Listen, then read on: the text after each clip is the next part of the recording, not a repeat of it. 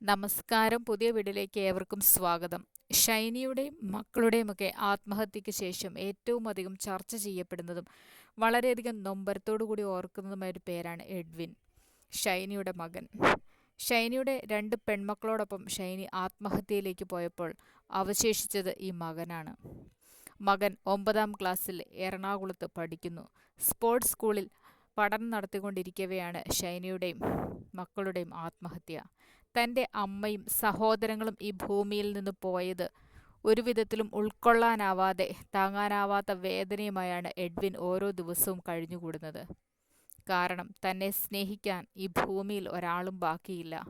സ്നേഹം അല്പമെങ്കിലും ഉണ്ടായിരുന്നത് തൻ്റെ മാതാവിനും സഹോദരങ്ങൾക്കുമായിരുന്നു. അവർ തന്നെ അവശേഷിപ്പിച്ചുകൊണ്ട് ഈ ഭൂമിയിൽ നിന്ന് എന്നേക്കുമായി പോയി. തൻ്റെ പിതാവ് ഒരിക്കലും തന്നെ സ്നേഹിച്ചിരുന്നില്ല എന്ന് എഡ്വിന് വളരെ വ്യക്തമായിട്ടറിയാം. മദ്യത്തിനും ലഹരിക്കുമൊക്കെ പുറകെ പോകുമ്പോൾ ഷൈനിയും മക്കളെയും ഒരു നോക്ക് സ്നേഹിക്കാനോ കരുതുവാനോ പോലും ആവുമായിരുന്നൊരു മനസ്സല്ല നോബിക്കുള്ളത്. അതുകൊണ്ട് തന്നെ തൻ്റെ പിതാവ് ഒരിക്കലും തന്നെ സ്നേഹിക്കുകയോ കരുതുകയോ ചെയ്യില്ല എന്ന് എഡ്വിന് വളരെ വ്യക്തമായിട്ടറിയാം. വളരെയധികം വേദനകളോടെയാണ് ആ കുഞ്ഞു മനസ്സ് ഇന്ന് കഴിഞ്ഞുകൂടുന്നത്. കാരണം 9ാം ക്ലാസ്സിലെ പഠനത്തിന് ശേഷം ഇനി 10ാം ക്ലാസ്സിലെ എക്സാമിന് വേണ്ടിയുള്ള തയ്യാറെടുപ്പുകളിലേക്ക് കടക്കുന്ന സമയമാണ്. അതുകൊണ്ട് തന്നെ 10ാം ക്ലാസ്സിലേക്ക് കടന്നാൽ ഒരുപാട് കാര്യങ്ങൾ പഠിക്കാനും പരീക്ഷ എഴുതാനുമൊക്കെ ആയിട്ട് നിരവധിയായി പ്രയത്നത്തിൻ്റെ ആവശ്യമുണ്ട്. അത്രയധികം ശ്രദ്ധയോടുകൂടി വേണം കാര്യങ്ങളെ ഓരോ ദിവസവും മുൻപോട്ട് നീക്കുവാൻ. ഈ കുഞ്ഞിന് ഇതൊന്നും സാധിക്കാനാവാത്ത മാനസിക അവസ്ഥകളായിരിക്കും ഇന്ന് ഉണ്ടാവുക.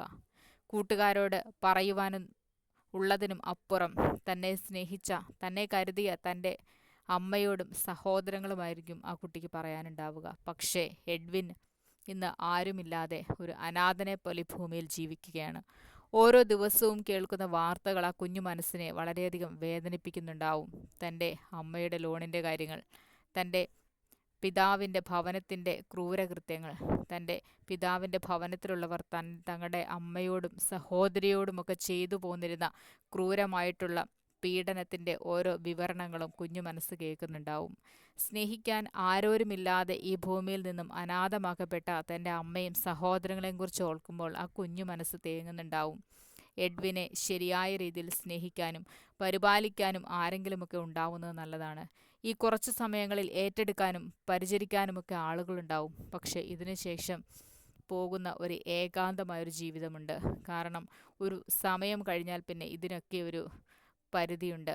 അതിനപ്പുറത്തേക്ക് ആരും ശ്രദ്ധിക്കാനില്ലാത്ത ഒരവസ്ഥ വരും. ശ്രദ്ധിച്ചാൽ തന്നെയും ഒരമ്മയുടെ സ്നേഹം ആർക്കാണ് വേറെ കൊടുക്കാനായിട്ട് സാധിക്കുക?